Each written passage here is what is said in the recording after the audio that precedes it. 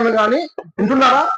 ఆ అజ్ఞాన కాలంలో దేవుడు చూసి చూడనట్టుండను కానీ, ఇప్పుడైతే అంతటా అందరూ మారు మనసు పొందవాలని మనుషులకు ఆజ్ఞాపించడం అంటే దేవుడిని ఆజ్ఞాపించడమే పాపం. మీకు అర్థమైందమ్మా? నేను జాగ్రత్త చెప్తున్నాండి. ఆ అజ్ఞాన కాలంలో అంటే యేసుక్రీస్తు భూమి మీదకి వచ్చి శిలువ మీద మరణించని కాలంలో చూసి చూడట్టున్నాడు. తన సొంత కుమారుడు. అర్థమవుతా ఉందా?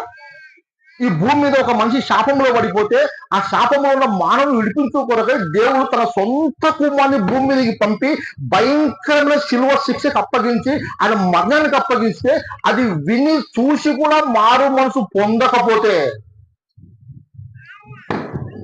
అర్థమైందా? ఆజ్ఞ అతిక్రమం అవుతుంది. ఈ ఆజ్ఞ అతిక్రమించడమే పాపం. పాపం చేస్తే నాకేం వస్తుందంటే పాతాళం నిన్ను పట్టుకొని ఉంటది. ఇప్పుడు గుర్తుపెట్టుకోండి, ఇక్కడ